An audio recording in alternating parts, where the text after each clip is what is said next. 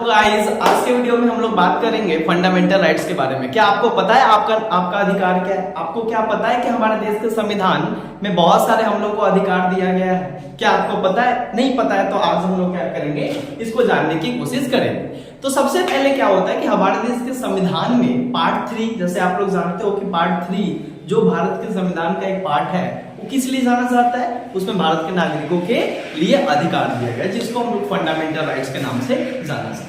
But ये जो fundamental rights है, ये सबसे पहले कहाँ पे, किस देश के संविधान में सबसे पहले फंडामेंटल राइट्स का कॉन्सेप्ट आया? ये जो राइट्स है कि हर एक देश अपने नागरिकों को कुछ एब्सोल्यूट राइट्स देगा, जो राइट्स क्या होगा किसी भी बेसिस पे उनको छीना नहीं जाएगा।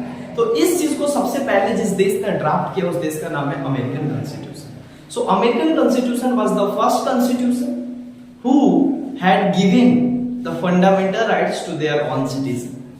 तो हमारे देश का जो फंडामेंटल राइट्स में जो मौलिक अधिकार के बारे में जो बात किया गया है, वो हमारे अमेरिका के संविधान बिल ऑफ राइट्स से क्या किया गया, लिया गया। बेसिकली अमेरिका के जो संविधान में जो फंडामेंटल राइट्स है, उसको बिल ऑफ राइट्स के नाम से जाना जाता है, और उसी से हम लोग इंस्पायर होके, इन्फ्लुएंस होके हमारे जो फ्रेमर्स ऑफ इंडियन कॉन्स्टिट्यूशन थे, उन लोगों ने भी भारत के सभी नागरिकों के लिए एक नागरिकों का अधिकार उन्होंने दिया है, जिसको हम लोग फंडामेंटल राइट्स के नाम से जानते हैं। तो सबसे पहले जो फंडामेंटल राइट्स है, तो फंडामेंटल राइट्स जो अगर जानते हैं कि हर एक भारत के नागरिक को हमारा देश जो होता है, हमारा संविधान जो होता है, सभी को 6 तरीके का अधिकार दिया गया है। ओरिजिनली हमारे देश का संविधान में 7 तरीके का फंडामेंटल राइट्स का जिक्र किया गया है, जो कि पार्ट 3, हमारे संविधान के part 3 article, under article 12 to 35, article 12 से लेकर आर्टिकल 35 तक में भारत के सभी नागरिकों को 6 तरीके का अधिकार क्या किया गया, हमारा देश का संविधान दिया गया है। जिसमें क्या है कि सबसे पहले जो हम लोग बात करते हैं 6 तरीके का, तो उसमें कौन कौन सा अधिकार है? तो सबसे पहले जो बात करते हैं हम लोग 6 तरीके का हमारा क्या क्या अधिकार है। तो सबसे पहले हमारा जो पहला अधिकार है, जिसको हम लोग बोलते हैं राइट टू इक्वालिटी। क्या कहते हैं? Right to equality. यस, इसका मतलब होता है समानता का अधिकार। सभी नागरिकों को समानता का अधिकार हमारा देश का संविधान क्या करता है, देने की कोशिश करता है।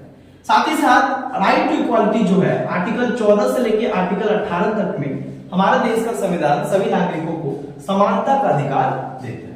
साथ ही साथ जो दूसरा राइट्स है, उस राइट्स का नाम है right to freedom. Right to freedom मतलब सभी नागरिकों को आर्टिकल 19 to 22, आर्टिकल 19 से लेके 22 तक जो है, सभी नागरिकों को स्वतंत्रता का अधिकार देता है। तीसरा हमारा कौन सा संविधान हमको अधिकार देता है? तीसरा अधिकार जो देता है, इसको बोलते हैं right against exploitation. Right against exploitations. Exploitations का मतलब होता है शोषण के खिलाफ। शोषण के खिलाफ हमको क्या करता है कि कुछ हमारा संविधान क्या करता है, नागरिकों को अधिकार देता है। चौथा जो अधिकार है, जिसको हम लोग बोलते हैं right to religious freedom. Yes, हमारा देश का संविधान जो होता है, सभी व्यक्ति को रिलीजियस फ्रीडम देता है, दैट मींस धार्मिक आजादी देता है।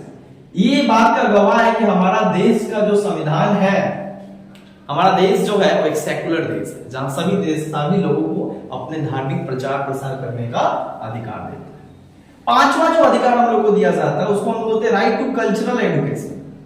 Right to cultural and education, इसका मतलब होता है शिक्षा और संस्कृति का अधिकार हमारा संविधान सबको देता है। जो छठा अधिकार है, उसको हम लोग बोलते हैं right to constitutional remedies. Right to constitutional remedies, जो आर्टिकल 31 में है। हालांकि आर्टिकल 30 जो है, हमारा जब देश का संविधान बनकर तैयार होता है, तो उसमें 7 तरीके का अधिकार दिया गया है। एक जो अधिकार जो बाद में हटा दिया गया, जिसको हम लोग बोलते हैं आर्टिकल 13। आर्टिकल 30 में राइट टू प्रॉपर्टी दिया गया था। जब ओरिजिनल संविधान बनकर तैयार होता है, तो सभी व्यक्ति को right to property is a fundamental right, एक फंडामेंटल, एक जस्टिफिकेबल राइट्स के अंतर्गत रखा गया था, जिसमें सभी व्यक्ति को संपत्ति रखने का अधिकार होगा और कोई भी उनसे संपत्ति छीन नहीं सकता है। लेकिन इसको लेकर काफी ज्यादा क्या होता है, वाद विवाद होता है आधुनिक काल में उस टाइम पे। और उसके बाद इसको क्या किया गया, 44 amendment act, this is very very important act, 44 amendment act 1978 में मोरारजी देसाई जो गवर्नमेंट था, जनता गवर्नमेंट, वो क्या करता है, एक अमेंडमेंट बिल लाता है और उस अमेंडमेंट बिल के तहत right to property was cancelled from the part of fundamental rights. जो संपत्ति रखने का अधिकार है, 44वें संविधान संशोधन 1978 के द्वारा इसको फंडामेंटल राइट से इसको डिलीट कर दिया जाता है और इसको एक लीगल राइट्स बना दिया जाता है, जो आर्टिकल 300A में राइट टू प्रॉपर्टी को रखा जाता है। बहुत दूर उठाकर फेंका जाता है इसको, और आर्टिकल 300A में हम लोग को राइट टू प्रॉपर्टी का अधिकार है, but this is legal rights. अब यहां पे बात आता है कि फंडामेंटल राइट्स क्यों है यार, इतना ज्यादा फंडामेंटल राइट्स इंपॉर्टेंस क्यों, इतना ज्यादा ये क्यों महत्व इसको इतना ज्यादा दिया जाता है? क्योंकि फंडामेंटल राइट्स जो होता है इज एन एब्सोल्यूट राइट्स, मतलब fundamental rights basically is an essential rights for the development of